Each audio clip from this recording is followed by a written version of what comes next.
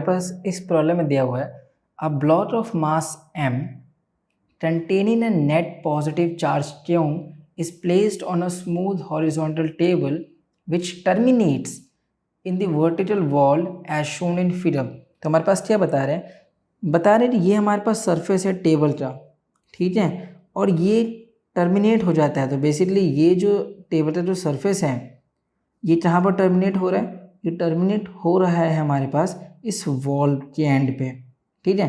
तो बेसिकली ये हमारे पास इतना ये टेबल की पूरी लेंथ है, सही है।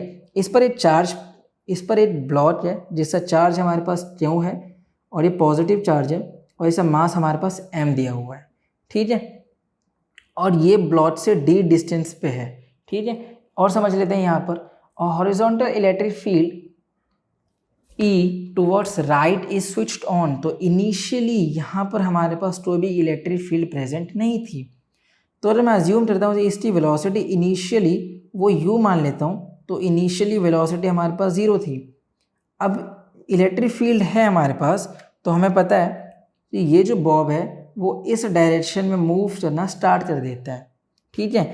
क्योंकि हमारे पास इलेक्ट्रिक फील्ड है तो यहाँ पर इलेक्ट्रिक फोर्स भी होगी, और इलेक्ट्रिक फोर्स हमें पता है क्यों ई के बराबर होता है। अज्यूमिंग इलास्टिक कोलिजन, बोल रहे हैं इलास्टिक कोलिजन है if any, find the time period of the resulting oscillatory motion, it is a simple harmonic motion, sorry is it a simple harmonic motion. तो पहले तो ये जवाब दे देते हैं कि ये सिंपल हार्मोनिक मोशन है कि नहीं है।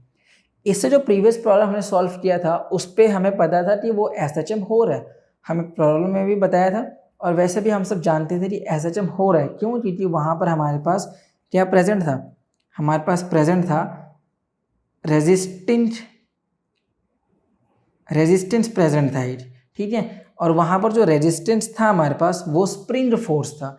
इलेक्ट्रिक फोर्स की वजह से वो तो एक डायरेक्शन में मूव हो रहा था, ठीक है, और प्रीवियस प्रॉब्लम में हमारे पास एक स्प्रिंग फोर्स प्रेजेंट था। हमें पता था कि जो फोर्स है, जो स्प्रिंग फोर्स है वो बराबर क्या है, वो इलेक्ट्रोस्टैटिक फोर्स से बराबर है। ये तो प्रीवियस प्रॉब्लम में हमें समझा था।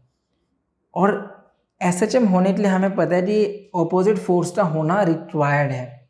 यहाँ पर अगर ध्यान से देखिए तो हमारे पास कोई सा भी ऑपोजिट फोर्स नहीं है, रेजिस्टेंस फोर्स नहीं है। यहाँ पर सिर्फ एक ही फोर्स है, इलेक्ट्रोस्टैटिक फोर्स, जो कि इस डायरेक्शन में हो रहा है। तो इसका मतलब ये हुआ कि यहाँ पर SHM तो नहीं हो रहा है। यहाँ पर SHM की अगर बात की जाए तो हमें पता चल गया कि यहाँ पर रेजिस्टेंस फोर्स नहीं है due to missing of resistance force या फिर ऑपोजिट फोर्स, यहाँ पर SHM नहीं हो रहा है, ठीक है। So due to absent of opposite force और resistant force, SHM is not possible. यहाँ पर SHM पॉसिबल ही नहीं है, ठीक है। और यहाँ पर SHM पॉसिबल नहीं है तो इसका मतलब ये हुआ कि जो एक्सेलरेशन है वो डिस्प्लेसमेंट पर, एक्सेलरेशन हमारे पास जो डिस्प्लेसमेंट पर डिपेंड ही नहीं करता। एक्सेलरेशन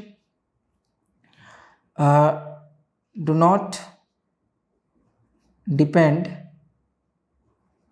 अपॉन डिस्प्लेसमेंट, ठीक है। Acceleration does not depend upon displacement, ठीक है, क्योंकि यहाँ पर SHM हो ही नहीं रहा है। इसका मतलब ये हुआ कि जो स्प्रिंग फोर्स थी, जो हमने प्रीवियसली समझा था कि नेगेटिव ऑफ KH है, वो यहाँ पर पॉसिबल नहीं है, ठीक है। पर यहाँ पर हमें ये बताया हुआ है कि यहाँ पर ऑक्सिलरेटरी मोशन तो हो रहा है और यहाँ पर बात हुई है कोलिजन की, ठीक है। तो इसका मतलब ये हुआ कि ये जो ब्लॉक है सिर्फ इलेक्ट्रोस्टैटिक फोर्स की वजह से इस डायरेक्शन में जाएगा, और जैसे ही ये वॉल के टच में आएगा ये वापस आ जाएगा, ठीक है।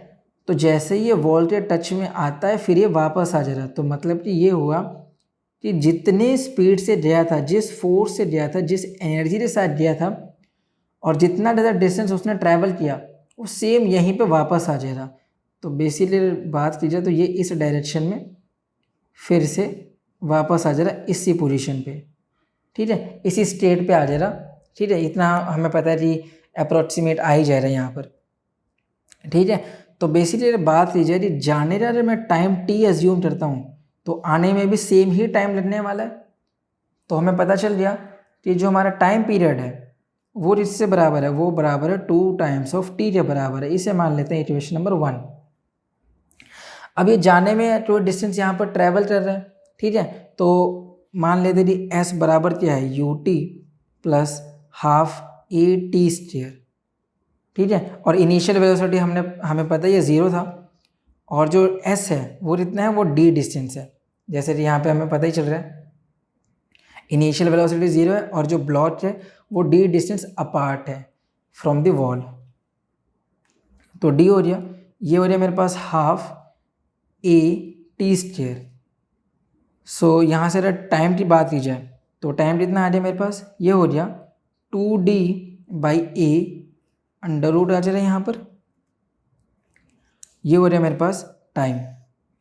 और मुझे क्या बताना है यहाँ पर, टाइम पीरियड बताना है, तो इस वाली इक्वेशन में हम इसे यूज चलेंगे, ठीक है।